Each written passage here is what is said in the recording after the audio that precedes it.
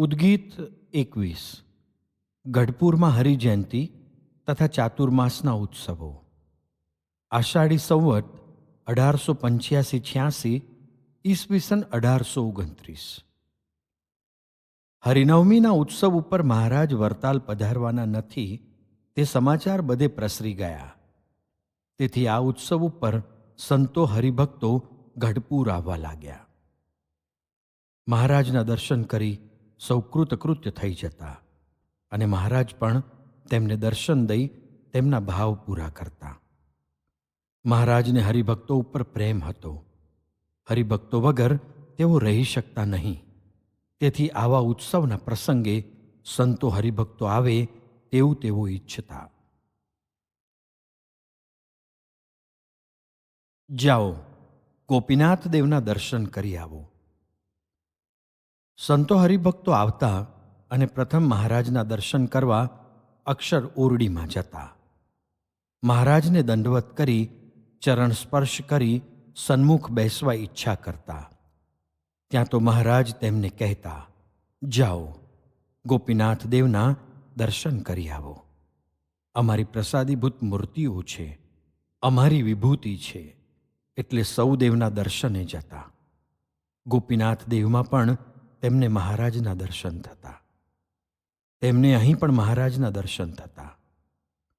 એટલે તેમને પ્રતીતિ થતી કે આ બધી વિભૂતિઓ મહારાજના અન્વય ભાવના સંબંધથી નમસ્કાર કરવા યોગ્ય છે, પૂજવા યોગ્ય છે.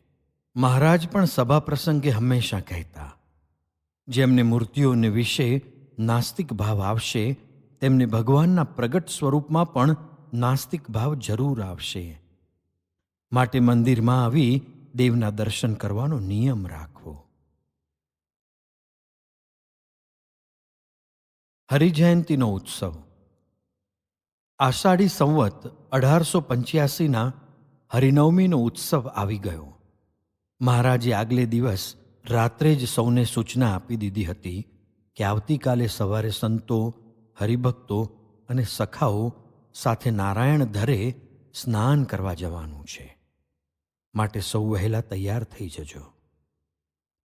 હરિનવમીને દિવસે વહેલી સવારે મહારાજની સૂચના અનુસાર નાજા જોગિયા માણકી શણગારીને લાવ્યા. મહારાજ તે ઉપર બિરાજમાન થયા. મુકુંદ બ્રહ્મચારીએ બાજુમાં રહીને મહારાજ ઉપર છત્ર ધર્યું. મોટેરા સંતોને રથમાં બેસાડ્યા. બીજા સંતો, હરિભક્તો ભજન કીર્તન કરતા ચાલવા તૈયાર થઈ ગયા. આ સમૂહ સાથે મહારાજ નારાયણ ધરે સ્નાન કરવા ઉપડ્યા. નારાયણ ધરે પહોંચ્યા એટલે મહારાજ માણકી ઉપરથી ઉતરીને ધરાના કિનારા ઉપર પધાર્યા. બ્રહ્મચારીએ મહારાજને વસ્ત્ર આપ્યું. મહારાજે તે પહેર્યું. મહારાજે ઉતારેલા વસ્ત્રો બ્રહ્મચારીએ લઈ લીધા. સ્નાન પછી મહારાજને પહેરવાના ધોયેલા વસ્ત્રો તેઓ સાથે લઈ આવ્યા હતા. તેથી મહારાજના વસ્ત્રો તેમણે તરત જ ત્યાં ધોઈ નાખ્યા.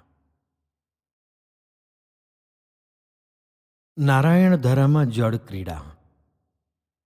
મહારાજ નારાયણ ધરામાં સ્નાન કરવા પડ્યા. સાથે સૌ સખાઓ પણ પડ્યા.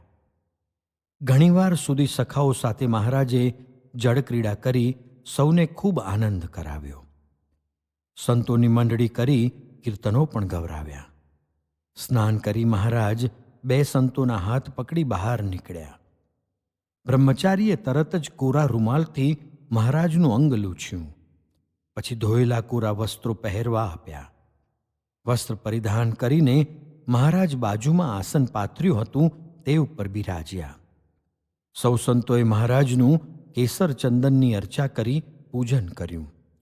કપાળમાં તિલક કર્યું. વચ્ચે કુમકુમનો ગોળ ચાંદલો કર્યો. હરિભક્તોએ મહારાજને પુષ્પહાર પહેરાવ્યા. પાઘમાં તોરા ગૂંથ્યા. મહારાજે અહીં પણ હરિનવમીનો મહિમા કહ્યો. થોડી વારે મહારાજ ઉઠ્યા. માણકી તૈયાર જ હતી. તે ઉપર મહારાજ બિરાજ્યા. સંતો પણ પોતપોતાના રથમાં બેસી ગયા. સવારી વાજતે ગાજતે ભજન અને કીર્તનની રમઝટ ઉડાડતી ગઢપુર નગરમાં આવી પહોંચી. મહારાજ દરબારમાં આવી સીધા જ અક્ષર ઓરડીમાં પધાર્યા. મધ્યાહન સમય થયો ત્યારે રામ જન્મનો ઉત્સવ કરવા મહારાજ દરબારમાં નિંબતરુ નીચે મંડપ બાંધ્યો હતો ત્યાં પધાર્યા. સાથે મોટેરા સંતો અને ધર્મવંશી પણ બેઠા. તે સમયે મહારાજે નિત્યાનંદ સ્વામીને પૂછ્યું, આપણા સત્સંગમાં કોણે કોણે સંસ્કૃત વિદ્યાનો વિશેષ અભ્યાસ કર્યો છે?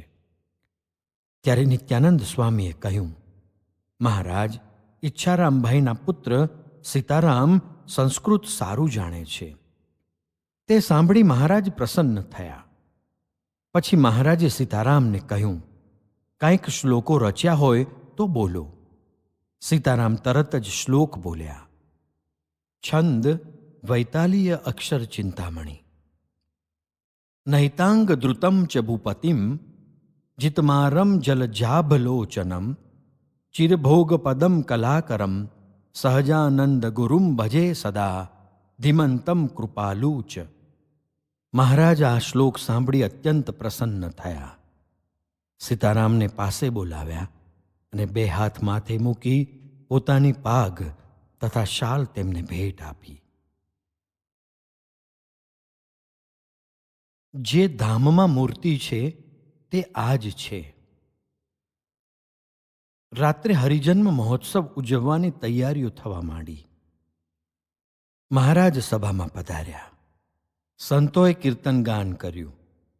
બરાબર 10 વાગે જ જન્મોત્સવની આરતીનો સમય થયો ત્યારે હરિકૃષ્ણ મહારાજની મૂર્તિ પારણામાં પધરાવી. આગળ અનેક પ્રકારની વાનગીઓનો અન્નકૂટ ગોઠવ્યો. આરતીનો સમય થયો એટલે મહારાજ સ્વયં ઉઠ્યા અને હાથમાં આરતી લીધી. આરતીનો એક આંટો ફેરવ્યો એટલે સૌને પારણામાં શ્રીજી મહારાજના બાલ સ્વરૂપના દર્શન થયા. આ દર્શનથી સૌ આનંદ વિભોર બની ગયા. મહારાજ ક્ષણે ક્ષણે પ્રતીતિ કરાવતા હતા કે જે ધામમાં મૂર્તિ છે તે આ જ છે. આવા દિવ્ય દર્શન કરાવી જ્ઞાન વાર્તા કરી તે એટલા માટે કે સૌને એ નિશ્ચય થાય કે અક્ષરધામસ્થ પુરુષોત્તમ સ્વયં આજે પૃથ્વી ઉપર આ ભગવાન સ્વામિનારાયણ સ્વરૂપે દર્શન દે છે. આ નિશ્ચય એ જ આત્યંતિક કલ્યાણનું મૂળ છે, સાધન છે અને તે જ સાધ્ય છે. આનંદ વિભોર બનેલા સભાજનોએ સહજાનંદ સ્વામીની જય ઘોષણા કરી. થોડી વારે મહારાજે કહ્યું, આજ તો સૌને નિર્જળા ઉપવાસ છે, તેથી હવે સૌ સૂવા માટે જાઓ. એમ કહી પોતે પણ અક્ષર ઓરડીમાં પધાર્યા. એટલામાં આ સમૈયામાં આવેલા બોચાસણના કાશીદાસ પટેલ મહારાજ પાસે આવ્યા અને દંડવત કરી હાથ જોડી કહ્યું, પ્રભુ, આવતીકાલે મારા તરફથી રસોઈ રાખો. સંતો હરિભક્તોને ખૂબ જમાડો. મહારાજ તેમનો ભાવ જોઈ પ્રસન્ન થયા. પછી કહ્યું, મોતૈયા લાડુ બનાવરાવો. લખુ કંદોઈ કહે તેટલો સામાન તેમને અત્યારે જ પહોંચતો કરો. તે આજ્ઞા લઈને કાશીદાસ મુખી લખુ કંદોઈ પાસે ગયા. તેમણે જે પ્રમાણે કહ્યું તે પ્રમાણે મોતૈયા લાડુ માટેની સામગ્રી તેમણે તેમને ઘેર પહોંચાડી દીધી. લખુ કંદોઈએ સીધાની સામગ્રી અડધી જ વાપરી. બીજે દિવસે જમવાનો સમય થયો ત્યારે લખુ કંદોઈ મોતૈયા લાડુની ચોકીઓ લઈ આવ્યા. તે જોઈ કાશીદાસને લાગ્યું કે મેં જે પ્રમાણે સીધાની સામગ્રી આપી હતી તે પ્રમાણે લાડુ બનાવ્યા નથી. અડધા ઓછા છે. પહેલી જ પંક્તિમાં ખૂટશે. સંતોને પણ તેમ લાગ્યું એટલે તેઓ તરત જ પૂરીઓ બનાવવા લાગ્યા. કાશીદાસ મહારાજ પાસે ગયા અને મહારાજને વાત કરી. મહારાજ, લખુ કંદોઈને તો મેં પૂરતો સામાન આપ્યો હતો, પણ તેણે તેમાંથી અડધો જ સામાન વાપર્યો લાગે છે. લાડુ પહેલી પંક્તિમાં ખૂટશે. મારે તો બધા જ સંતો હરિભક્તોને આપ આજે સારી રીતે જમાડી તૃપ્ત કરો એવી ઈચ્છા હતી. તેમને દિલગીર થયેલા જોઈ મહારાજે કહ્યું, કાશીદાસ, ઉદાસ ન થશો. ચાલો અમે આવીએ છીએ. એમ કહી મહારાજ ભંડારમાં ગયા અને લાડુ ભરેલી ચોકીઓ જોઈ. તેમને પણ લાગ્યું કે લકુકંદોએ સીધાની સામગ્રી તેને આપી હતી તે મુજબ વાપરી નથી. લાડુ ઓછા જણાય છે, પણ હવે તેનો ઉહાપો કરવો નહીં. મહારાજે કાશીદાસને કહ્યું, મોટા, તમારો મનોરથ પૂરો થશે. આ તો ઘણો માલ છે, સૌને સારી રીતે જમાડશું. પછી મહારાજે સંતોને કહ્યું, આ ચોકીઓ ઉપર લુગડા ઢાંકી દો, ઠાકોરજી પધરાવો અને ઘીનો દીવો કરો. અમને ચોકીમાંથી લાડુ કાઢી આપજો, અમે પીરસીશું. લાડુ એક લ્યો તો મૂકું શિર હાથ. મહારાજે સંતોની, હરિભક્તોની પંક્તિ કરાવી. થાળમાં સંતે લાડુ લીધા. મહારાજ તેમાંથી લાડુ લઈને પંક્તિમાં ફરવા લાગ્યા. એક એક હાથમાં બબ્બે લાડુ લઈને સંતોના પત્તરમાં મહારાજ પીરસવા લાગ્યા. દરેક સંતના પત્તરમાં 4-4 લાડુ પહેલાં જ પીરસ્યા. આ જોઈ કાશીદાસને થયું, હવે તો અડધી પંક્તિએ જ લાડુ ખૂટશે. સંતોએ જમવાની શરૂઆત કરી એટલે મહારાજ ફરી પીરસવા પધાર્યા. બીજા બબ્બે લાડુ દરેક સંતના પત્તરમાં પીરસ્યા. ફરી ત્રીજી વખત પધાર્યા અને દરેક સંતના પત્તરમાં એક એક લાડુ મૂક્યો. હરિભક્તોને પણ એ જ રીતે પીરસાવ્યું. પછી ફરી ચોથી વાર પંક્તિમાં ફર્યા અને સંતોને કહ્યું, સંતો, એક એક લાડુ જો લ્યો તો છાતીમાં ચરણારવિંદ આપું, માથે હાથ મૂકું, છેવટે અડધો લ્યો, આ મહાપ્રસાદ ફરી નહીં મળે. એમ કહી મહારાજ બ્રહ્માનંદ સ્વામી પાસે આવ્યા. તેમને કહ્યું, સ્વામી, અડધો લાડુ તો લ્યો, 2 હાથ માથે મૂકીશ. ત્યારે બ્રહ્માનંદ સ્વામીએ હસતા હસતા કહ્યું, મહારાજ, આપની કોમળ આંગળીને લાડુ ભાંગવાનો શ્રમ પડે તે કરતાં તો ઉચિત છે કે આપ આખો જ લાડુ મારા પત્તરમાં મૂકી દો અને છાતીમાં ચરણારવિંદ આપો તથા માથે 2 હાથ પણ મૂકો.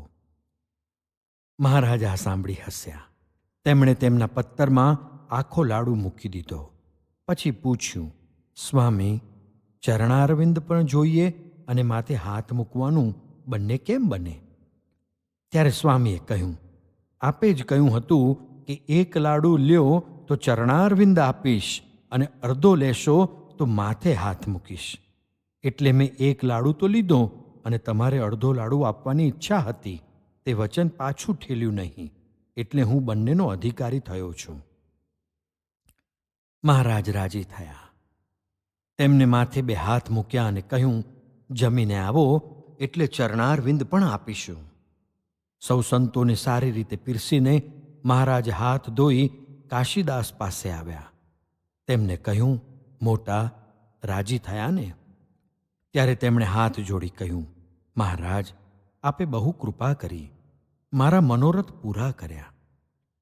મહારાજ અક્ષરઓરડીમાં પધાર્યા. કાશીદાસ ભંડારમાં ગયા. સૌ જમી રહ્યા હતા એટલે સંતોએ ચોકીઓ ઉપરથી ઢાંકેલા વસ્ત્રો લઈ લીધા.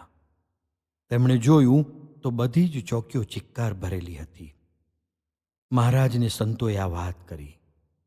મહારાજે કહ્યું, દાદાના દરબારમાં અને મોટી ડેલીએ લાડુ મોકલાવો, ગામમાં પણ ઘેર ઘેર પીરસણા મોકલાવો અને કાશીદાસને પણ ભેગા બંધાવજો, એટલે બોચાસણમાં સૌ પ્રસાદ જમે. અમારા ચરણથી અંકિત થયેલી બોચાસણની ભૂમિ બહુ પવિત્ર છે, બહુ મોટું તીર્થ છે. ત્યારે તો ત્યાં કાશીદાસ જેવા મુક્તે જન્મ લીધો. મહારાજે હરિનવમી ઉપર આવેલા સંતો હરિભક્તોને ચૈત્રી પૂર્ણિમા સુધી રોક્યા. ચૈત્રી પૂનમનો ઉત્સવ મહારાજે ગઢપુરમાં કર્યો. આ ઉત્સવ પછી દેશ દેશથી આવેલા સંતો હરિભક્તોને મહારાજે વિદાય આપી. વિદાય લેતા હરિભક્તોએ મહારાજને પૂછ્યું, મહારાજ, આપ ગુજરાતમાં ક્યારે પધારશો? ત્યારે મહારાજે કહ્યું, પ્રબોધિની ઉત્સવ અમે વરતાલમાં કરીશું, ત્યાં સુધી અહીં જ રોકાઈશું. ગઢપુરના હરિભક્તો મહારાજની આ અસીમ કૃપાથી રાજી રાજી થઈ ગયા. તેમના મુખ ઉપરના ભાવ જાણે શરીરના પંચકોશના વિકાસની સંપૂર્ણ અભિવ્યક્તિ બતાવતા હતા. મહારાજને પણ તેમને રાજી કરવા હતા. આ પ્રત્યક્ષ પુરુષોત્તમ સર્વોપરી છે. નૃસિંહ ચૌદશ આવી. મહારાજ તૈયાર થઈ રહેલા ગોપીનાથજીના મંદિરમાં બિરાજ્યા. સર્વે સંતો અને હરિભક્તો પણ મહારાજની સન્મુખ સભાના રૂપમાં ગોઠવાઈ ગયા હતા. સભામાં મહારાજે સાંખ્યની વાત કરી અને પછી ભગવાનના દિવ્ય સ્વરૂપની વાત સમજાવતા પોતાના પુરુષોત્તમપણા પર પ્રકાશ ફેંક્યો. સર્વોપરી જે પુરુષોત્તમ ભગવાન તે જ દયાએ કરીને જીવોના કલ્યાણને અર્થે આ પૃથ્વીને વિશે પ્રગટ થયા તકા સર્વજનના નયન ગોચર વર્તે છે, ને તમારા ઇષ્ટદેવ છે, ને તમારી સેવાને અંગીકાર કરે છે. અને એવા જે એ પ્રત્યક્ષ પુરુષોત્તમ ભગવાન તેના સ્વરૂપમાં ને અક્ષરધામને વિશે રહ્યા, જે ભગવાન તેના સ્વરૂપમાં કોઈ પણ ભેદ નથી, એ બે એક જ છે. અને એવા જે આ પ્રત્યક્ષ પુરુષોત્તમ ભગવાન તે અક્ષરાદિક સર્વના નિયંતા છે, ઈશ્વરના પણ ઈશ્વર છે, ને સર્વ કારણના પણ કારણ છે, ને સર્વોપરી વર્તે છે, ને સર્વ અવતારના અવતારી છે, ને તમારે સર્વેને એકાંતિક ભાવે કરીને ઉપાસના કરવા યોગ્ય છે. અને આ ભગવાનના જે પૂર્વે ઘણાક અવતાર થયા છે તે પણ નમસ્કાર કરવા યોગ્ય છે ને પૂજવા યોગ્ય છે. મહારાજની પરભાવની આ વાત સાંભળી સૌ આનંદ વિભોર બની ગયા. પછી મહારાજે શાશ્વત સુખ માટે ભગવાનના ધારક એકાંતિક સંત સાથે જીવને જડી દેવાની અને એમની આજ્ઞામાં મન કર્મ વચને વર્તવાની શીખ આપી. ભીમ એકાદશીનો સમયો પણ મહારાજે ગઢડામાં કર્યો. આષાઢી સંવત 1886નું વર્ષ બેઠું. મહારાજે વદ દશમીના પોતાના અવતરણના હેતુની સારરૂપ આત્મા પરમાત્માનો વેગ લગાડી દઈ આત્યંતિક મોક્ષ પદવી પ્રાપ્ત કરવાની વાત કરી. મહારાજનો અંતિમ આદેશ હતો. અનંત જીવોના મૂળ અજ્ઞાનનો નાશ કરી એમને જે પરમપદ આપવા માટે શ્રીજી મહારાજ સ્વતંત્રપણે આ બ્રહ્માંડમાં પધાર્યા હતા, તે હેતુની સિદ્ધિ માટેનો આ આત્યંતિક ઉપાય હતો. આસનથી મોટપ નથી. સંવંત 1886ના શ્રાવણ માસમાં કૃષ્ણ જયંતિના સમયા ઉપર ગુણાતીતાનંદ સ્વામી ગઢડા ગયા. બરોબર શ્રાવણ સુદ પૂનમના દિવસે સ્વામી ગઢપુર પહોંચ્યા અને સીધા મહારાજના દર્શને અક્ષર ઓરડીએ ગયા. અહીં મહારાજને દંડવત કરી પગે લાગ્યા. તે વખતે શુકમુનિ મહારાજ પાસે બેઠા હતા અને પત્ર લખતા હતા.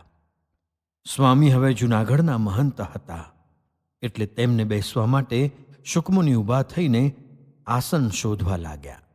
એટલે મહારાજે તેમને પૂછ્યું, શું ખોળો છો? ત્યારે શુક સ્વામીએ કહ્યું, આ જૂનાગઢના મહંત માટે આસન શોધું છું. તે સાંભળી મહારાજ હસ્યા અને બોલ્યા, આસનની એમને જરૂર નથી. એમની મોટપ કંઈ આસનથી કે મહંતાઈથી નથી. એ તો જેમ અમારી મોટપ અનાદિની છે તેમ એમની મોટપ પણ અનાદિની છે. શાસ્ત્રમાં ચોથો ભેદ બ્રહ્મનો કહ્યો છે. તે જ અનાદિ બ્રહ્મ આ સ્વામી છે, માટે તેમની મોટપ પણ અનાદિની જ છે. આસનથી જેને મોટપ માની હોય તે મોટપ તો ચલિત છે, એટલે ટળી પણ જાય. વળી જે સાધન દશાવાળા હોય તે જ તેવી મોટપને ઈચ્છે, જ્યારે આ તો અનાદિ સિદ્ધ શુદ્ધ ચૈતન્ય બ્રહ્મ છે, જેને સદા જીવ ઈશ્વર અને માયા આધીન રહે છે.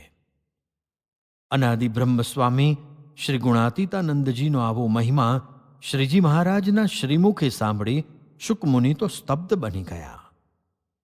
પરંતુ હજુ જાણે અધૂરું હોય તેમ શ્રીજી મહારાજ ફરી કહેવા લાગ્યા, શુકમુનિ, તમને હું શું કહું? આ સ્વામી જે અક્ષર બ્રહ્મનો અવતાર છે તેમને અમારી સાથે એકતા છે અને છતાં સેવ્ય ભાવ પણ છે. અમારી મરજી પ્રમાણે જ તે બોલે છે, સદા અમારા ધ્યાનમાં જ મગ્ન રહે છે. જગતનો ગંધ લેશ માત્ર જેમનામાં નથી, એવા આ સ્વામી દ્વારા જ અમે અમારું સર્વ કાર્ય કરીએ છીએ. તેનો મહિમા તો કોક જ જાણી શકે. એટલું કહીને મહારાજ અટક્યા, પણ જાણે હજુ કંઈક અધૂરું હોય તેમ ફરી બોલ્યા. શુક સ્વામી, પ્રકૃતિ પુરુષ સુધીના લોકની મોટપ તો આવે અને ટળી જાય તેવી છે. એ તો માઇક મોટપ છે, કલુષિત અને અંતે બંધનકારી છે. માટે જ્યારે આ અક્ષરના સંબંધે અક્ષર થશો ત્યારે અમારો મહિમા જેવો છે તેવો સમજાશે. એક અક્ષર જ અમારો મહિમા યથાર્થ જાણે છે. અમારો મહિમા તો શાસ્ત્રમાં લખી શકાય તેવો નથી, તેમજ મુખેથી કહી શકાય તેવો પણ નથી. અમારા અતિ અપાર મહિમાના દિવ્ય શબ્દો આ સ્વામી થકી સાંભળી મોટામાં મોટા પંડિતો પણ અંતરમાં ઊંડા ઉતરી ગયા છે. આ બધું સાંભળી શુક મુનિને સ્વામીની મોટાઈ અંતરમાં સમજાણી. જન્માષ્ટમી ઉત્સવ પ્રસંગે હજારો હરિભક્તો આવ્યા. ગઢપુરના મંદિરનું કાર્ય હજી ચાલુ જ હતું. સૌ સંતો હરિભક્તો સેવામાં જોડાઈ ગયા હતા. મહારાજને ગઢપુરમાં રહીને મંદિરનું બાકીનું કામ પૂરું કરાવવું હતું. નાણાંની વારંવાર મુશ્કેલીઓ પડતી. દાદા ખાચરનું તો સર્વસ્વ આ મંદિરમાં હોમાઈ ગયું હતું. તેથી તેમને તો કંઈ કહેવાનું રહ્યું જ ન હતું. એટલે તેવી જરૂરિયાતના પ્રસંગે જો મહારાજ ગઢપુરમાં હોય તો કોઈની પણ પાસેથી નાણાં મળી શકે. આ દાદાનું અમે જ એક જીવન છીએ. વળી કેવળ મંદિરનું કામકાજ પૂરું કરવાનો જ એક પ્રશ્ન ન હતો. ઠાકોરજીની પ્રતિષ્ઠા કરી હતી. તેથી તેમના માટે પાકા થાળનો પણ કાયમી બંદોબસ્ત કરવાનો હતો. આ માટે જો મંદિરના નામે જમીન હોય તો તેની આવકમાંથી મંદિરનો નિભાવ થઈ શકે. મહારાજ આ વિચારમાં પણ હતા. એક દિવસ મહારાજ દાદા ખાચરના દરબારમાં શ્રી વાસુદેવ નારાયણના ઉત્તરાદા બારના ઓરડાની ઓસરીમાં ઢોલિયા ઉપર ઉત્તરાદે મુખારવિંદે બિરાજમાન થયા હતા. તેમની સન્મુખ સંતો તથા હરિભક્તો બેઠા હતા. તે વખતે મહારાજે દાદા ખાચરને કહ્યું, દાદા, આપણે અહીં મંદિર કર્યું અને મૂર્તિઓ પધરાવી, પરંતુ ઠાકોરજીને રોજ પાકા થાળ જમાડવાના હોય છે. તેથી તે માટે કાયમી આવક થાય તેવી જમીન ઠાકોરજીને અર્પણ કરો તો અમારી ચિંતા મટે. દાદા ખાચર આ સાંભળી એકદમ મહારાજના પગમાં પડી ગયા. તેમણે એ જ સ્થિતિમાં મહારાજને કહ્યું, મહારાજ, અમારું જે કાંઈ છે તે બધું આપનું જ છે. અમારે તો ફક્ત આપ જ છો, એટલે આપને પૂછવાનું ન હોય. આપને જે જમીન આ મંદિર માટે જોઈતી હોય તે આપ કહો એટલે તરત જ તેનો દસ્તાવેજ હું કરી આપું. મહારાજને પડે પડે દાદા ખાચરનું સ્વાર્પણનું ભક્તિનું દર્શન પોતાના સંતો હરિભક્તોને કરાવવું હતું. સૌને લાગ્યું કે રંતીદેવની તો ફક્ત થોડા જ દિવસ ભગવાને પરીક્ષા કરી હતી, પણ દાદા ખાચરની અને તેમના પરિવારની તો 25 વર્ષથી મહારાજ સતત પરીક્ષા કરી રહ્યા હતા. તેમને આકરી કસોટીમાં મૂક્યા. સંજોગો વિષમ બતાવ્યા. અન્નને અને દાંતને વેર થાય એવી પરિસ્થિતિ પણ તેમણે સર્જી. પરંતુ દાદા ખાચરનો અને તેમની બહેનોનો, અરે સમગ્ર પરિવારનો મહારાજ પ્રત્યેનો ભાવ અતૂટ રહ્યો. તેમના રૂવાડે રૂવાડે મહારાજ પ્રત્યેની ભક્તિના દીપ પ્રકાશતા હતા. તેમને ફક્ત તેનો જ આનંદ હતો. મહારાજ દાદા ખાચર સામું સ્થિર દ્રષ્ટિથી જોઈ રહ્યા. તેમની આંખમાં આંસુ આવી ગયા. તેમને થયું કે આ દાદાનું અમે જ એક જીવન છીએ. અમે નહીં હોઈએ ત્યારે તેમનું શું થશે? મહારાજે તેમને ઊભા કર્યા. પછી કહ્યું, દાદા, તમારું જે કાંઈ છે તે અમે અમારું જ માન્યું છે, કારણ તમે અમને તમારું સર્વસ્વ અર્પણ કરી દીધું છે.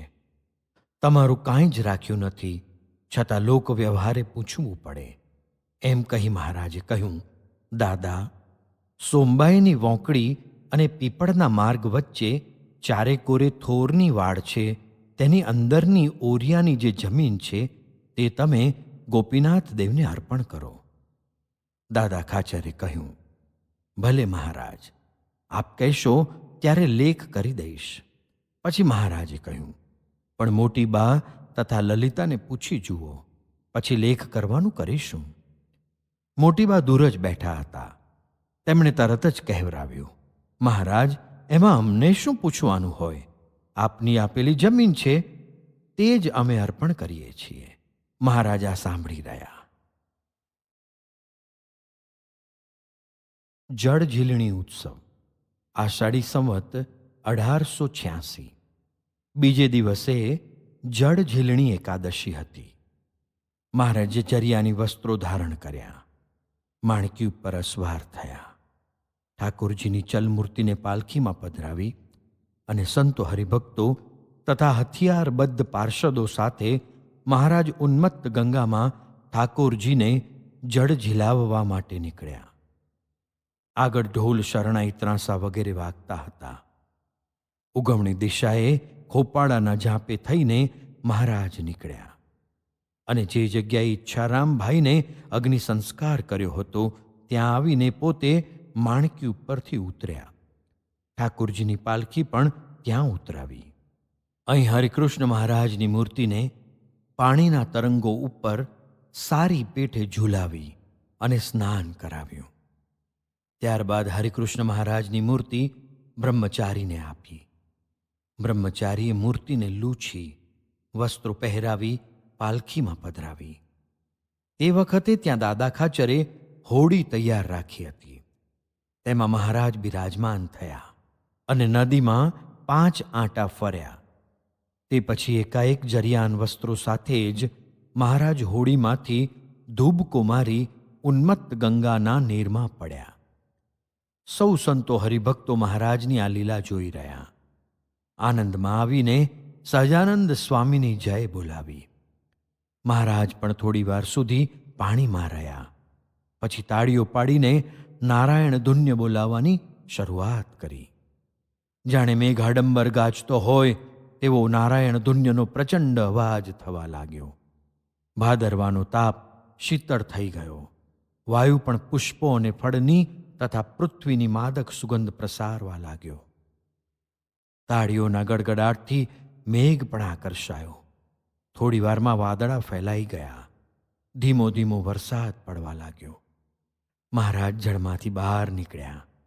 બ્રહ્મચારીએ તરત જ મહારાજના ભીના વસ્ત્રો કાઢી નાખ્યા, શરીર લૂછ્યું અને કોરા સફેદ વસ્ત્રો મહારાજને પહેરવા આપ્યા. મહારાજને આ જોઈ આશ્ચર્ય થયું. તેમણે કહ્યું, તમે વસ્ત્રો સાથે લાવ્યા હતા?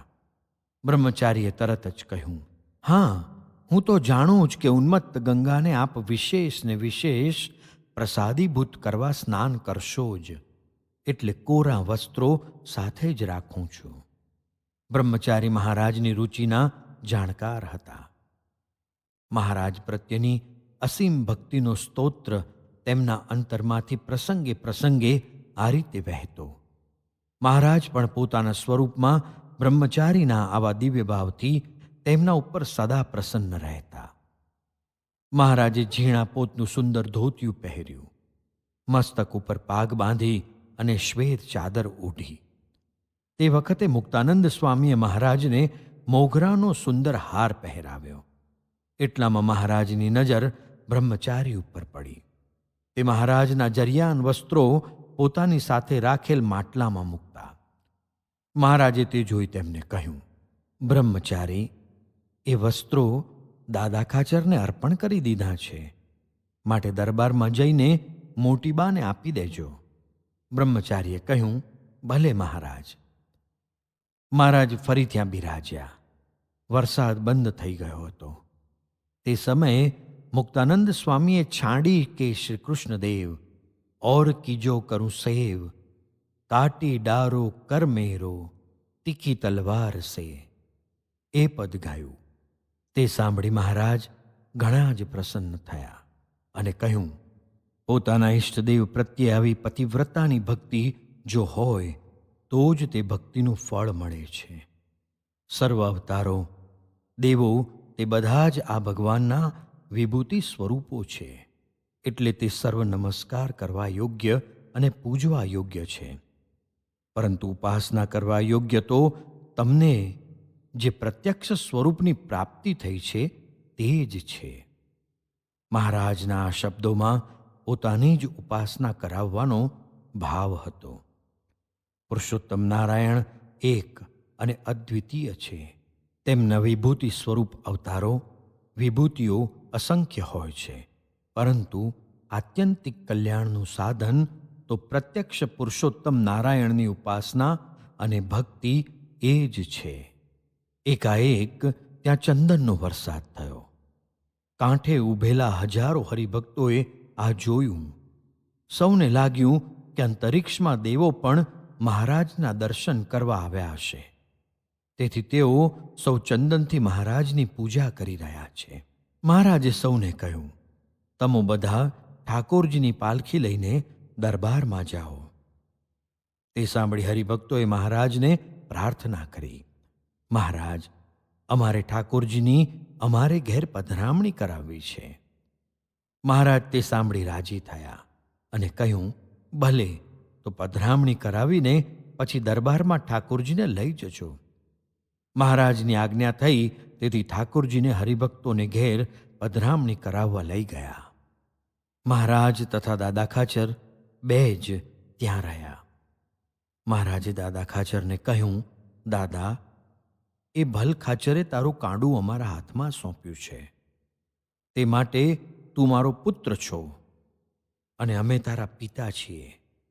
જે જમીન તે તારા પરિવારે ઠાકોરજીના થાળમાં અર્પણ કરવાનો સંકલ્પ કર્યો છે, તે જમીનમાં આજે પગલાં કરીએ.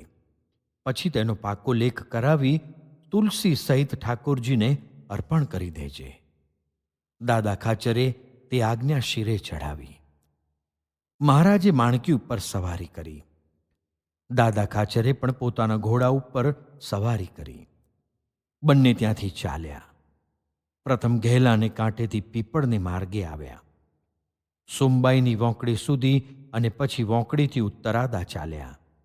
ત્યાંથી વોંકડીને કાંઠે આથમણા ચાલ્યા.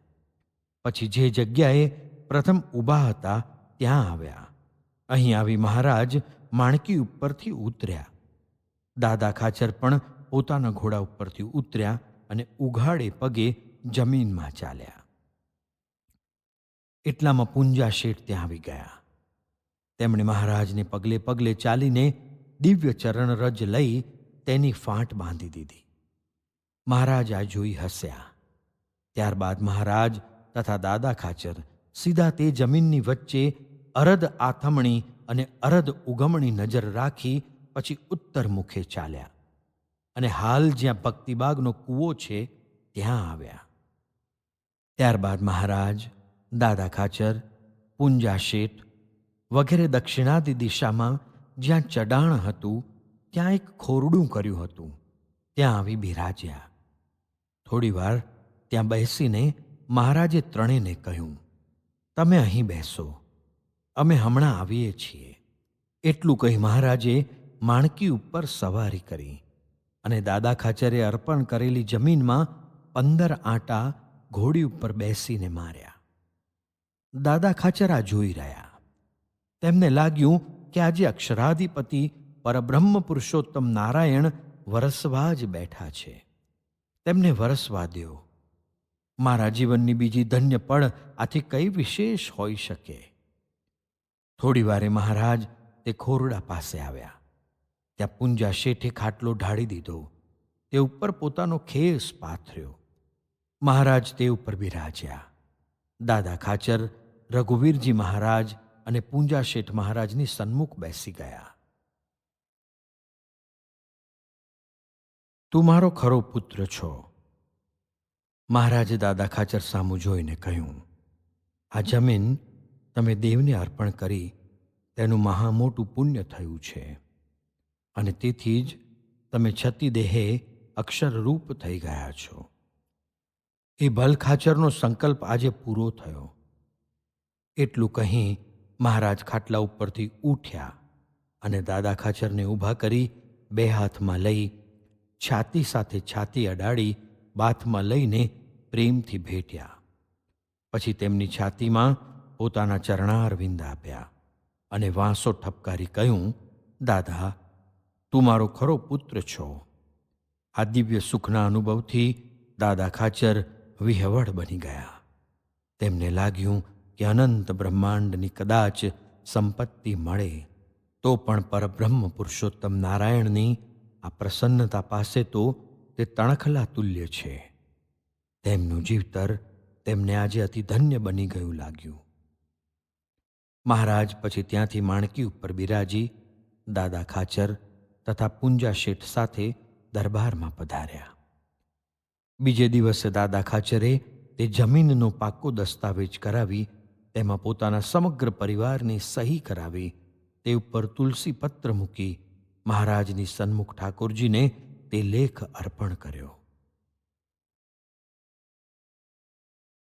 મહારાજ ઉદાસ જણાય છે. થોડા દિવસો વીત્યા અને મહારાજ કંઈક ઉદાસ જણાવા લાગ્યા. સખાઓના આનંદ પ્રમોદના પ્રસંગોમાં પહેલા મહારાજ છૂટે મોઢે હસતા. તે હાસ્ય હવે વિલાઈ ગયું હોય તેવું દેખાતું હતું. સખાઓને મહારાજના સ્વભાવમાં થયેલો ફેરફાર સમજાતો ન હતો. મહારાજ પણ વિચારતા કે ગઢપુર મારું પ્રિય સ્થાન, ત્યાં મેં આ છેલ્લું મંદિર કર્યું. પંચાળામાં કરેલા બધા જ સંકલ્પો પૂરા થયા. હવે ફક્ત અમારા સર્વાવતારી સ્વરૂપની દ્રઢ નિષ્ઠા અને અમારા અનાદિ અક્ષરધામની યથાર્થ ઓળખાણ અને એ ધામરૂપ થઈને અમારી ઉપાસના પ્રવર્તનનું કાર્ય બાકી રહ્યું છે. પરંતુ કાળને હવે સંભાવવો ન હતો. માનવીનું મન નાનું અને આ સર્વોપરી સ્વરૂપની ઉપાસનાની વાત મોટી. તે તેના પેટમાં કેમેય કરીને અત્યારે તો સમાશે નહીં. સમય આવશે ત્યારે તે કામ મારે જ મારા અન્ય સ્વરૂપ દ્વારા કરવું પડશે. મહારાજ વિચારમાં પડી ગયા હતા. તે વિચારના વમળમાં વધુ વિચારો આવવા લાગ્યા. તેમણે વિચાર્યું કે સમય આવવાની હવે રાહ જોવી નથી. મારું ધામ સાક્ષાત ગુણાતીતાનંદ સ્વામી તે તેના માટેની ભૂમિકા બાંધશે. ત્યાર પછી આ કાર્ય સરળ થઈ જશે. અત્યાર સુધી આટલી વાતો, ઉપદેશ અને જ્ઞાનની ઝડીઓ વરસાવ્યા છતાં પણ મનુષ્યના હૈયામાં શાસ્ત્રોના શબ્દોના જે પાશ પડી ગયા છે તે અત્યારે પૂરેપૂરા ઓગળશે નહીં અને ત્યાં સુધી આ વાત પણ પ્રસરશે નહીં. એ સર્વોપરી સ્વરૂપના જ્ઞાનનો ધોધ અત્યારે છૂટો મૂકેશ તો પણ કોઈથી તે જીરવાશે નહીં. એટલે બહુજન સમાજ માટે અત્યાર સુધી જે કાર્ય થયું છે તેનાથી ભાગવત ધર્મના બી વવાઈ ગયા છે. વચનામૃતમાં અમારા સર્વોપરી સ્વરૂપના અને અમારા ધામના મહિમાના શબ્દો અમે વણી લીધા છે. આથી આ વટવૃક્ષ ભવિષ્યમાં ફાલશે, ફૂલશે ત્યારે બ્રહ્મરૂપ થઈને અમારી ભક્તિ કરવી તે પ્રકારના જ્ઞાનથી આત્યંતિક કલ્યાણની વાટ વહેતી થશે. અત્યારે તો ફક્ત અમારા સંબંધથી અને અમારા સ્વરૂપની સર્વોપરી નિષ્ઠાના ભાવથી સૌ આ મુક્તિના અધિકારી બની ગયા છે. એકાએક મહારાજે તાળી પાડી. એક પાર્ષદ તરત જ આવ્યો. મહારાજે કહ્યું, નાજા જોગ્યાને કહો માણકી તૈયાર કરીને લાવે. પાર્ષદ ગયો. થોડી વારે આવીને કહ્યું, મહારાજ, માણકી આવી ગઈ છે. મહારાજ તરત જ ઉઠ્યા, દરબારમાં આવ્યા અને માણકી ઉપર સવારી કરી બીજા સંતો તથા પાર્ષદો પણ તૈયાર થઈ ગયા. મહારાજે કહ્યું, સૌ લક્ષ્મીવાડીએ આવો. એમ કહી મહારાજ પાર્ષદોની સાથે બજારમાં થઈને લક્ષ્મીવાડીએ પધાર્યા. હાલ જ્યાં બળદ બાંધવાની ગમાણ છે તે જગ્યાએ મહારાજ ઘોડી ઉપરથી ઉતર્યા અને પછી ત્યાંથી ચાલીને ઓટા પાસે આવ્યા. પાર્ષદોએ તે ઉપર આસન પાથરી દીધું. મહારાજ તે ઉપર બિરાજ્યા. રોગ જો પ્રારબ્ધનો હશે તો નહીં મટે. થોડી વારમાં સંતો આવ્યા એટલે મહારાજ ત્યાંથી ઉઠીને થોડે છેટે વાયવ્ય ખૂણામાં એક આંબો હતો, તેની નીચે ઉગમણો આથમણો ઢોલિયો ઢળાવી તે ઉપર દક્ષિણાદિમુખે બિરાજમાન થયા. એટલામાં ત્યાં સિદ્ધાનંદ સ્વામી અને સંતોષાનંદ સ્વામી આવ્યા અને મહારાજને દંડવત કરી પગે લાગ્યા. તેમને જોઈ મહારાજે તેમને કહ્યું, સર્વેશ્વરાનંદ સ્વામીને બોલાવી લાવો. તેથી સિદ્ધાનંદ સ્વામી તેમને બોલાવવા ગયા. થોડી વારે તે આવ્યા અને દૂર ઊભા રહ્યા. ત્યારે મહારાજે તેમને કહ્યું, સ્વામી, અહીં ઓરા આવો. મહારાજની આજ્ઞા થઈ એટલે તે મહારાજ પાસે આવ્યા. મહારાજે તેમની સામું જોઈ કહ્યું, સ્વામી, તમને હવે કેમ રહે છે? ત્યારે તેમણે કહ્યું, મહારાજ, હાથના અને પગના તળિયા બળે છે અને આંખો પણ બળે છે. તે સાંભળી મહારાજે કહ્યું, તમને પિત્તનો રોગ હોય તેવું જણાય છે. તમારા બંને કાન પર સોજા ચડી ગયા છે. એટલું કહીને થોડી વારે મહારાજે તેમને કહ્યું, રોગ જો પ્રારબ્ધનો હશે તો મટશે નહીં, પરંતુ ક્રિયમાણનો હશે તો મટી જશે. સર્વેશ્વરાનંદ સ્વામી આ સાંભળી રહ્યા. તેમણે હાથ જોડી મહારાજને કહ્યું, મહારાજ, તો પણ કંઈક ઔષધ તો બતાવો. રોગ મટાડવો કે ન મટાડવો તે તો આપના હાથમાં છે, પણ આપનું બતાવેલું ઔષધ જો કરીશ તો થોડી રાહત રહેશે. એટલે મહારાજે કહ્યું, નદીમાંથી શેવાળ લાવી હાથ પગના તળિયા ઉપર રાખો ને નાભી ઉપર પણ રાખજો. માથા ઉપર શેવાળ રાખી તે ઉપર લુગડું બાંધી દેજો. આટલું ઔષધ કરશો તો સારું થઈ જશે. મહારાજે અનહદ કૃપા કરી ઔષધ બતાવ્યું. તેથી સર્વેશ્વરાનંદ સ્વામીને ખૂબ જ શાંતિ થઈ ગઈ. સેવાનંદ સ્વામીએ મહારાજને જમાડવા માટે બાજરાનો રોટલો, રીંગણાનું ભડથું અને દહીં તૈયાર કર્યા હતા. તે લઈને નીલકંઠાનંદ સ્વામી તથા લક્ષ્મીનારાયણાનંદ સ્વામી આવ્યા અને મહારાજ સન્મુખ ઊભા રહ્યા. મહારાજે તેમને પૂછ્યું, સ્વામી, શું લઈ આવ્યા? એટલે તેમણે કહ્યું, મહારાજ, આપને માટે થાળ લાવ્યા છીએ, તો આપ જમવા પધારો. મહારાજે હસતા હસતા પૂછ્યું, અમારે માટે થાળ લાવ્યા છો, પરંતુ આ સંતો અને પાર્ષદોને જમાડવાની કંઈ વ્યવસ્થા કરી છે? અમે એકલા જમતા નથી. તેમણે તરત જ હાથ જોડીને કહ્યું, મહારાજ, દરબારમાંથી રસોઈ આવે છે, તે સૌને જમાડીશું. મહારાજ આ સાંભળી રાજી થયા. મહારાજ ઉઠ્યા અને હાથ પગ ધોઈ જમવા બિરાજ્યા. થાળમાં બાજરાનો રોટલો અને રીંગણાનું ભડથું મૂક્યું અને પછી મહારાજને હાથ જોડી કહ્યું, મહારાજ, આપ જમો. થાળમાં બાજરાનો રોટલો જોઈ મહારાજે પૂછ્યું, આ રોટલો કેવી રીતે કર્યો? ત્યારે નીલકંઠાનંદ સ્વામીએ કહ્યું, મહારાજ, સેવાનંદ સ્વામીએ તે કર્યો છે. પ્રથમ રોટલો ઘડીને તાવડીમાં નાખ્યો. થોડી વારે તેને ફેરવી બીજી બાજુ ઉપર આંગળી વતી ખાડા કરી તે ઉપર ઘી નાખીને ઉપર લોઢી ઢાંકી દીધી ને સારી પીઠે ચડવા દીધો. પછી ઉતાર્યો. મહારાજ રસપૂર્વક તેમની વાત સાંભળતા હતા. પછી તેમણે જમવાની શરૂઆત કરી. રોટલો મીઠો લાગ્યો એટલે બોલ્યા, સ્વામી, રોટલો બહુ સારો થયો છે.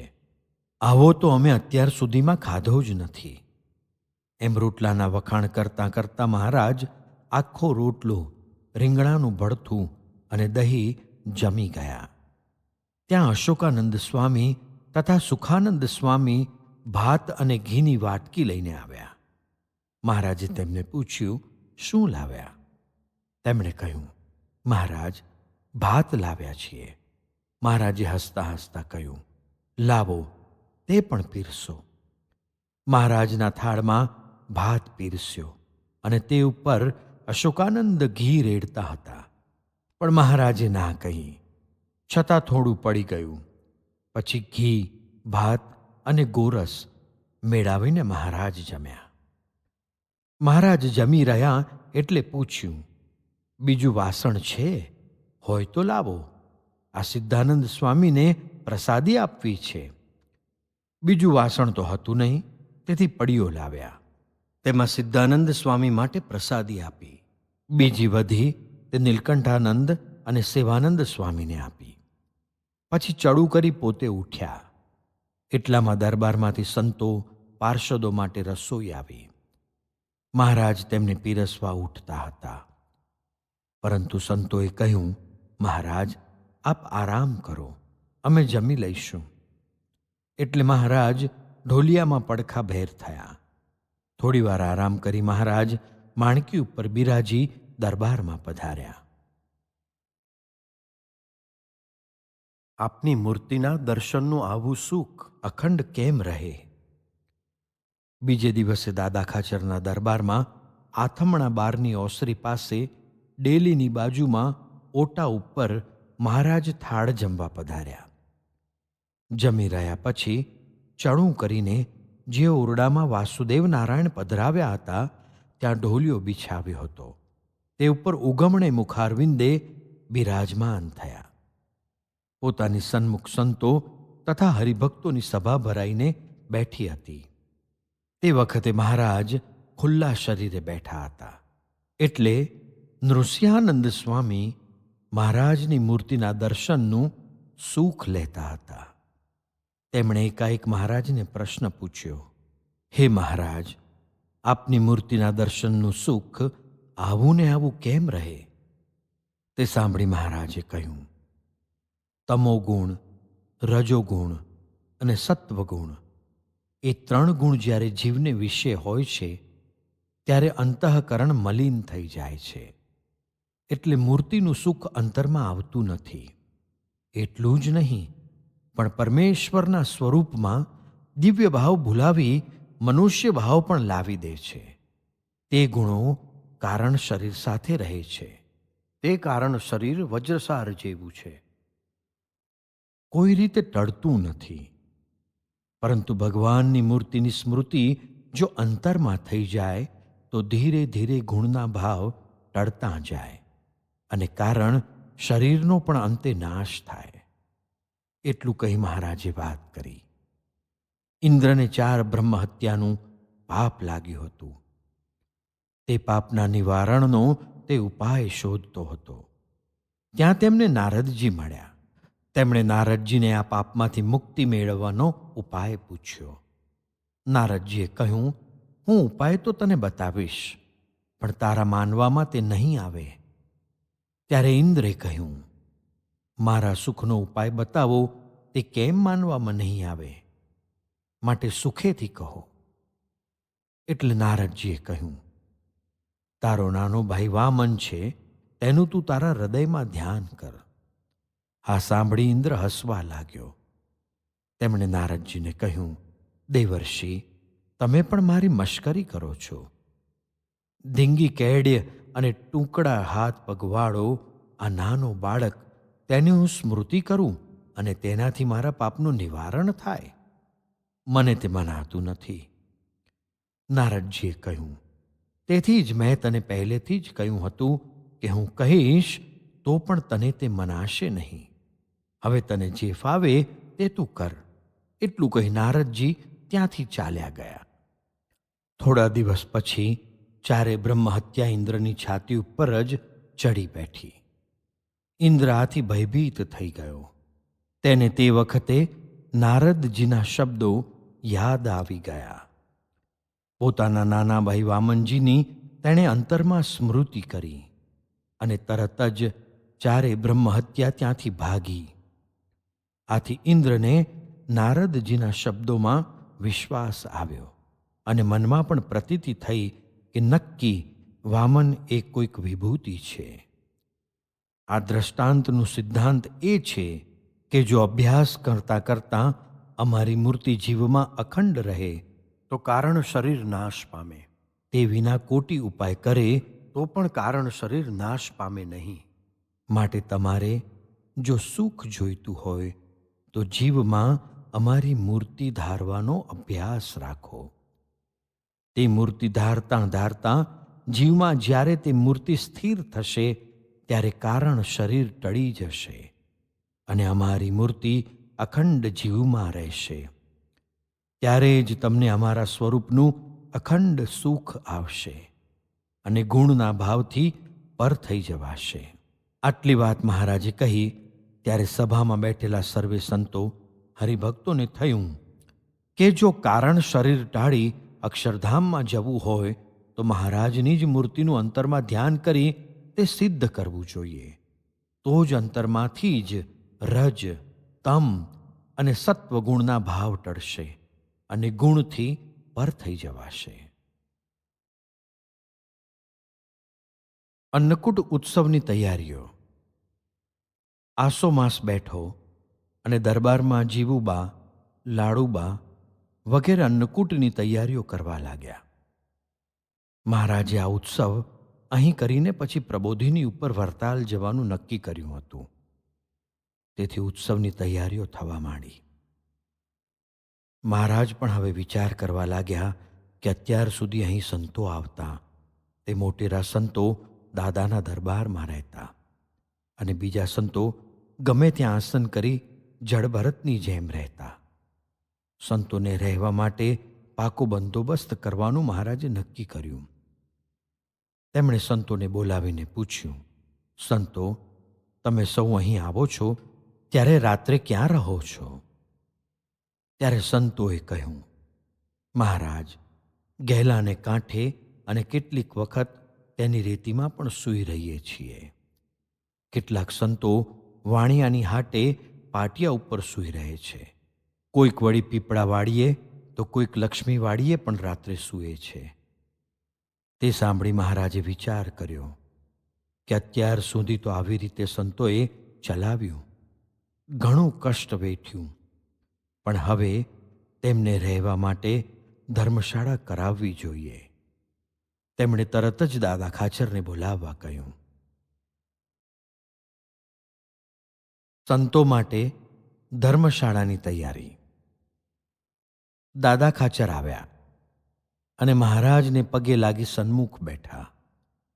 મહારાજે તેમને કહ્યું, દાદા, આ સંતો અત્યાર સુધી તો ગહેલાને કાંઠે કે રેતીમાં કે ઝાડ નીચે રાત્રે પડ્યા રહેતા, પણ હવે તેમને રહેવા માટે કાયમી બંદોબસ્ત જો થાય તો સારું.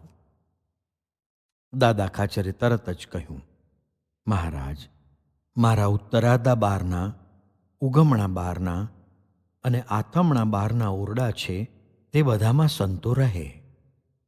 મહારાજ આ સાંભળી રહ્યા. તેમને લાગ્યું કે દાદા ખાચરના જીવનનો એક એક પ્રસંગ ભક્તિને ઓપ આપે તેવો છે. તેમણે ધીરે રહીને પૂછ્યું, પછી તમે બધા ક્યાં રહેશો? એટલે દાદા ખાચરે કહ્યું, મહારાજ, અમે અંદરની બીજી જગ્યા છે ત્યાં રહીશું.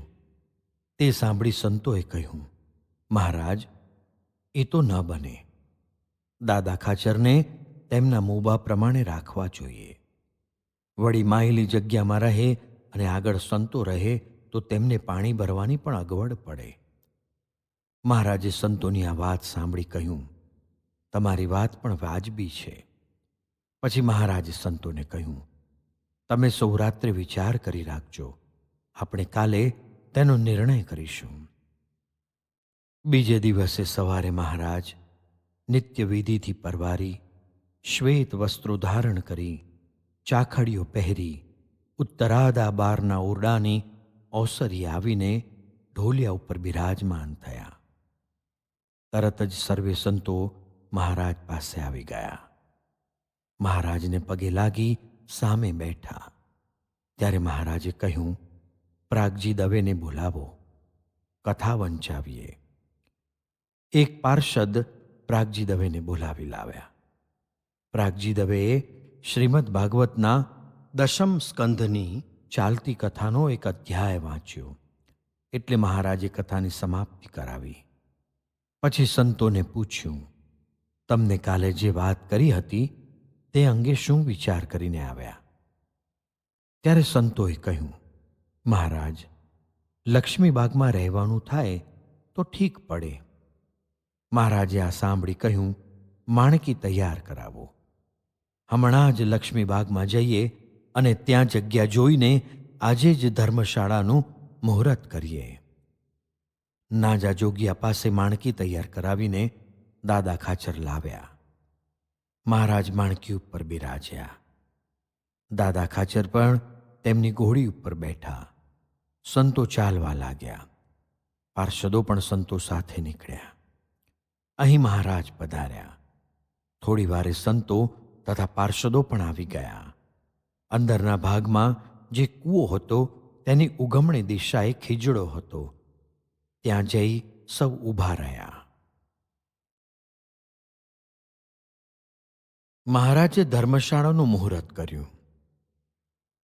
અહીં મહારાજે દાદા ખાચરને પૂછ્યું, અહીં આપણે કઈ જગ્યાએ ધર્મશાળા કરીશું? એટલે દાદા ખાચરે કહ્યું, સંતોની જે જગ્યાએ ધર્મશાળા કરવાની મરજી હોય ત્યાં કરો. તેથી મહારાજે સંતોને પૂછ્યું. તેમણે કહ્યું, મહારાજ, અમને એમાં કંઈ ખબર પડે નહીં, પરંતુ આ નિત્યાનંદ સ્વામી બધી જ બાબતમાં નિપુણ છે, એટલે તેઓ કહે ત્યાં કરો. ત્યારે સ્વામીએ જગ્યા બતાવીને કહ્યું, આ જગ્યાથી દક્ષિણાદિ કોરે જે જગ્યા છે ત્યાં કરીએ. તે સાંભળી મહારાજે તેમને કહ્યું, તમે આગળ ચાલો અને જગ્યા બરાબર બતાવો, જેથી પાયો ખોદવાનું નિશાન હમણાં જ કરી લઈએ. મહારાજની આજ્ઞા થઈ એટલે નિત્યાનંદ સ્વામી આગળ ચાલ્યા. તે આથમણી અને ઉગમણી તરફ હાલમાં જે જૂનો કરો છે ત્યાં સુધી ચાલ્યા અને કહ્યું, અહીં ધર્મશાળા કરવા માટે પાયાનું નિશાન કરો. એમ કહીને બોલ્યા, હવે જ્યારે મુહૂર્ત આવે ત્યારે પાયા ગળાવીએ. મહારાજ ઘોડી ઉપરથી નીચે ઉતર્યા અને બોલ્યા, લાવો કોદાળી. એક પાર્ષદ કોદાળી લઈને તરત આવ્યો. તે હાથમાં લઈ મહારાજે પાયા ગાળવાની જગ્યાએ પોતાને હાથે 7 ટચકા માર્યા અને કહ્યું, આ મેં મુહૂર્ત કર્યું. હવે સાધુ પાર્ષદો સૌ પાયો ખોદવા માંડો. પાણી જોશે તે વાડીએથી ધોર્યો કરી લઈ આવજો. આપણા હાથ એ પાવડા. સંતો પાર્ષદો તરત જ કામે લાગી ગયા. વાડીના કૂવામાંથી જે પાણી નીકળી ધોરિયામાં જતું હતું તે ધોરિયો કરી પાયા ગળાતા હતા ત્યાં લઈ આવ્યા. પણ હવે મુશ્કેલી એ આવી કે ગારો કરવા પાવડા ન હતા. ફક્ત એક જ પાવડો હતો. તે પાણી વાળવાના કામમાં લીધો હતો.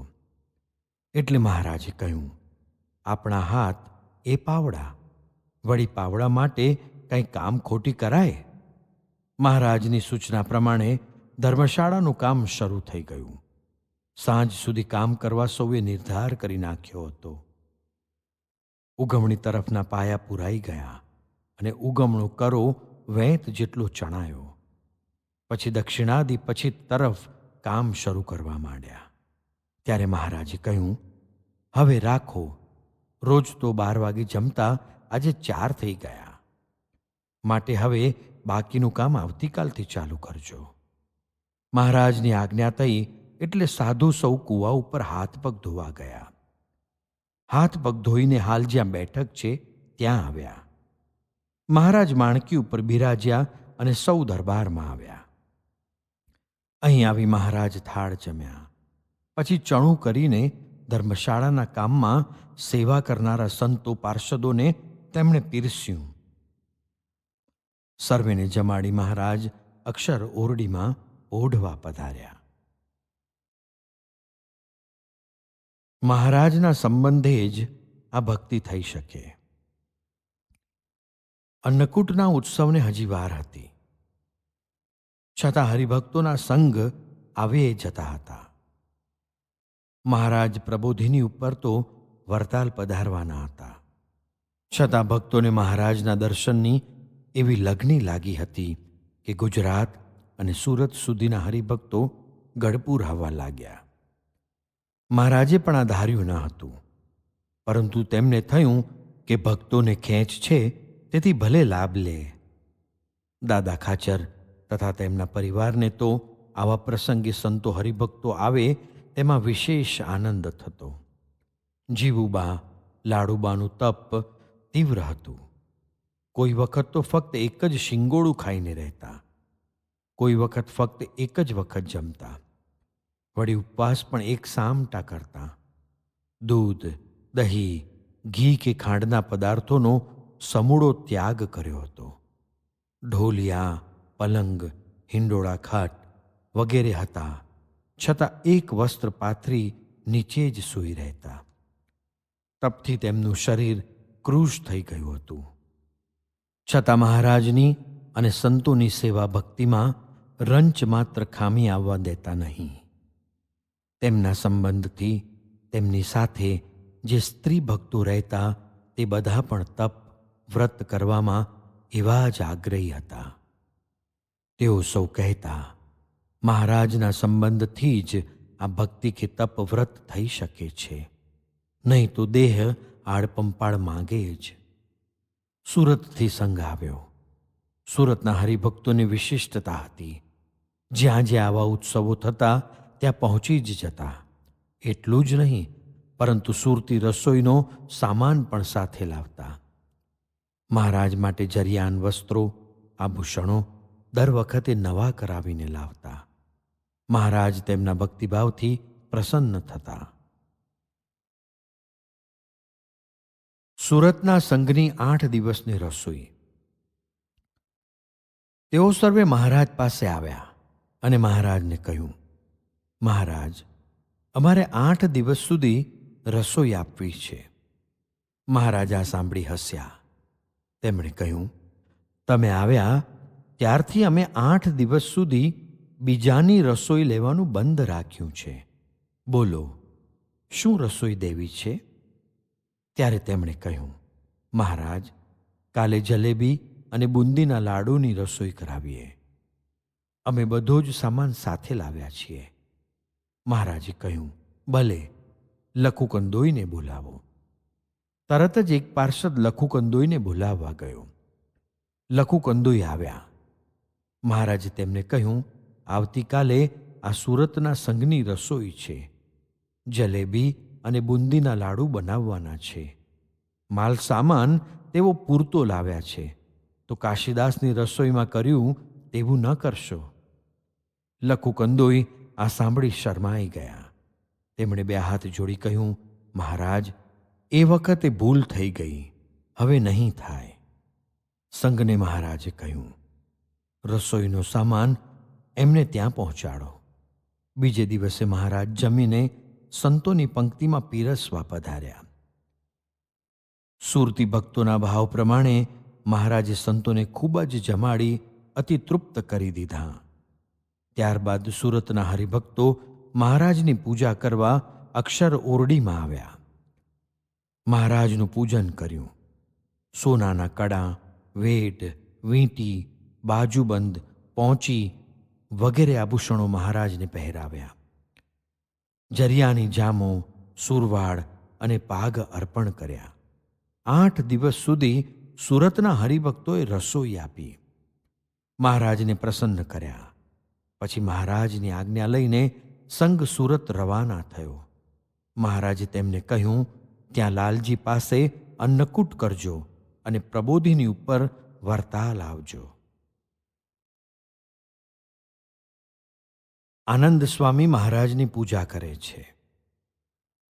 આ સંઘ મહારાજની પૂજા કરી રજા લઈ સુરત જવા નીકળ્યો. ત્યારે આનંદ સ્વામી મહારાજ પાસે આવ્યા. મહારાજને પગે લાગીને તેમણે કહ્યું, મહારાજ, મારે આપની પૂજા કરવી છે. તે વખતે મહારાજે એક વસ્ત્ર પહેર્યું હતું. આનંદ સ્વામીએ 7 જાતનું ચંદન લાવીને મહારાજના ભાલમાં અર્ચા કરી. વચ્ચે કુમકુમનો ચાંદલો કર્યો. પછી આખા શરીર ઉપર ચંદન અર્ચીને કુમકુમના ઝીણા ચાંદલા બધે કર્યા. ત્યારબાદ મહારાજને એક સુંદર શ્વેત અને ઝીણા પોતનો ખેસ ઓઢાડ્યો. તેવા જ ઝીણા પોતના કાપડનો જામો પહેરાવ્યો. તે ઉપર ગુલાબી રંગ છાંટ્યો. તેથી જામો શરીર ઉપર ચોંટી ગયો. મહારાજના શરીર ઉપર અર્ચેલા ચંદન અને કુમકુમના ચાંદલા તે જામા ઉપર અંકિત થઈ ગયા. પુષ્પની ગૂંથેલી પાગ મસ્તક ઉપર પહેરાવી. આ પ્રમાણે મહારાજની તેમણે પૂજા કરી, વસ્ત્રો ઓઢાડ્યા. મહારાજનું સ્વરૂપ સૌને દેદીપ્યમાન જણાયું. તે સમયે તેમની મૂર્તિના દર્શન કરતાં ત્યાં બેઠેલા સંતો હરિભક્તોમાંથી કેટલાકને સમાધિ થઈ ગઈ. મહારાજે થોડો સમય એ જ સ્વરૂપે સૌને દર્શન દીધા. એની વાત ને તમારી વાત જુદી છે. પછી મહારાજ ચંદન અને કુમકુમની પૂજાથી અંકિત થયેલા પોતે પરિધાન કરેલા એ જ વસ્ત્રોમાં ત્યાંથી ઉઠીને નાગમાલના વંડામાં નાહવા પધાર્યા. બ્રહ્મચારીએ અહીં બાજોટ ઢાળી દીધો. મહારાજે જામો અને સુરવાળ ઉતાર્યા. પછી શરીર ઉપરથી ચંદન ઉતારી બ્રહ્મચારીએ શરીર ચોડીને મહારાજને સ્નાન કરાવ્યું. મહારાજ સ્નાન કરી ઊભા થયા એટલે બ્રહ્મચારીએ શરીર લૂછ્યું. મહારાજને પિતાંબર પહેરવા આપ્યું. તે પહેરી મહારાજ ચાકડી પહેરીને નાની બાને ઓરડે પધાર્યા. મહારાજે એક પિતાંબર પહેર્યું હતું. શરીર આખું ખુલ્લું હતું. તેથી મહારાજના એ સ્વરૂપના દર્શન કરવા સંતો હરિભક્તોની ત્યાં ભીડ જામી. તે વખતે માંગરોળવાળા ગોવર્ધનભાઈ ત્યાં આવ્યા. તેમને જોઈ નિત્યાનંદ સ્વામીએ તેમને કહ્યું, ગોવર્ધનભાઈ, તમે ક્યાં ગયા હતા? આ આનંદ સ્વામીએ મહારાજની પૂજા કરી અને મહારાજના સ્વરૂપના દિવ્ય દર્શન સૌને થયા. એવો મહામોટો લાભ તમે આજે ખોયો. એટલે મહારાજે કહ્યું, એને તો અમે એક કોપી નંબર હોઈએ તો પણ આનંદ અધિક ને અધિક જ છે. પરંતુ નિત્યાનંદ સ્વામીએ કહ્યું, મહારાજ, એ તો ખરું, પરંતુ આજે આપના દિવ્ય સ્વરૂપના જે દર્શન સૌને થયા તે તો વાત જ જુદી હતી. મહારાજે ગોવર્ધનભાઈ સામું જોઈને કહ્યું, સ્વામી, એની વાત ને તમારી વાત જુદી છે. નિત્યાનંદ સ્વામી સમજી ગયા. મહારાજના આ શબ્દોથી ગોવર્ધનભાઈની અલૌકિક સ્થિતિનો તેમને ખ્યાલ આવી ગયો. પિયા પાયા તો ફિર ક્યા સોના. અન્નકૂટ ઉત્સવ પાસે આવતો હતો. સંતો અને હરિભક્તો પણ રોજ મોટી સંખ્યામાં આવે જ જતા હતા. રસોઈઓ પણ રોજ જુદી જુદી ચાલતી હતી. મહારાજ રોજ સંતોની પંક્તિમાં પીરસવા પધારતા. તેથી એકવાર બ્રહ્મચારી ખીજાઈને બોલ્યા, રોજ રોજ શું પીરસવા જવાનું? અંદર અંદર બધા પીરસી લેશે. મહારાજ તેમનો રોષ જોઈ હસ્યા. બ્રહ્મચારી સમજી ગયા. તેમણે કહ્યું, તો બધી વાનગી અહીં મંગાવીએ. હાથ અડાડી દ્યો એટલે પ્રસાદીની થઈ જાય. એટલે મહારાજે કહ્યું, પણ દર્શન ન થાય ને. હવે બ્રહ્મચારી ભાવમાં આવી ગયા. તેમણે કહ્યું, દર્શન તો રોજ સૌ કરે છે. વિશેષ દર્શન કરવા હોય તો રાત્રે આપ પોઢ્યા હો ત્યારે બેસી જાય સામે અને દર્શનનો લાભ બરોબર લઈ લે. મહારાજને બ્રહ્મચારીની વાત સાંભળી ગમ્મત પડી. તેમને થયું કે બ્રહ્મચારી ખરું કહે છે. એવો કપ હોય તો નિંદ્રા આવે જ નહીં. એટલામાં મુક્તાનંદ સ્વામીનો સ્વર સંભળાયો, પિયા પાયા તો ફિર ક્યા સોના. મહારાજે તરત જ બ્રહ્મચારીને કહ્યું, બ્રહ્મચારી, તમારી વાત સાચી છે. જો આ મુક્તાનંદ સ્વામીને સુષુપ્તિ અવસ્થા જ ટળી ગઈ છે. અમારા સ્વરૂપનો તેમને સાક્ષાત્કાર થઈ ગયો છે. તે મસ્તીમાં તેઓ અત્યારે ગાઈ રહ્યા છે. મહારાજ દાદા ખાચરના દરબારમાં ઉગમણા બહારના ઓરડે થાળ જમીને ચડું કરી રોજના નિયમ પ્રમાણે સંતોની પંક્તિમાં પીરસવા પધાર્યા. સૌને સારી રીતે પીરસી હાથ ધોઈ મહારાજ ઢોલિયા ઉપર બિરાજ્યા. એટલામાં નિર્મળાનંદ સ્વામી નાહીને પત્તર લઈને આવ્યા. તેમણે જોયું કે મહારાજ તો સૌને પીરસીને ઢોલિયા ઉપર બિરાજી ગયા છે. તેથી તેઓ મહારાજ પાસે આવ્યા. અને મહારાજને પગે લાગીને કહ્યું, મહારાજ, હું આપની પ્રસાદી વિના રહી ગયો. તે સાંભળી મહારાજે તેમને કહ્યું, સૌ સંતોના પત્તરમાંથી થોડું થોડું માગી લ્યો. હવે અમે હાથ એંઠા કરીશું નહીં. સૌનો ગુણ જ લેવો. નિર્મળાનંદ સ્વામી મહારાજની આજ્ઞા અનુસાર દરેક સંત પાસે જઈને પત્તર ધરી કહેવા લાગ્યા, સંતો, મહારાજે કહ્યું છે થોડી પ્રસાદી આપો. બધા જ સંતોએ પ્રસાદી આપી, તેથી તેમનું પત્તર છલકાઈ ગયું. પછી પોતે એક આસન શોધીને જમવા બેસી ગયા. સૌ સંતો જમી રહ્યા પછી મહારાજ પાસે આવ્યા અને સન્મુખ બેસી ગયા. તે વખતે મહારાજે સૌને ઉદ્દેશીને વાત કરતા કહ્યું, સાંભળો સંતો, હરિભક્તો, કોઈનો પણ અવગુણ ક્યારે લેવો નહીં. અવગુણ લેવાથી જીવનું જેવું ભૂંડું થાય છે તેવું બીજા કોઈ પાપથી થતું નથી.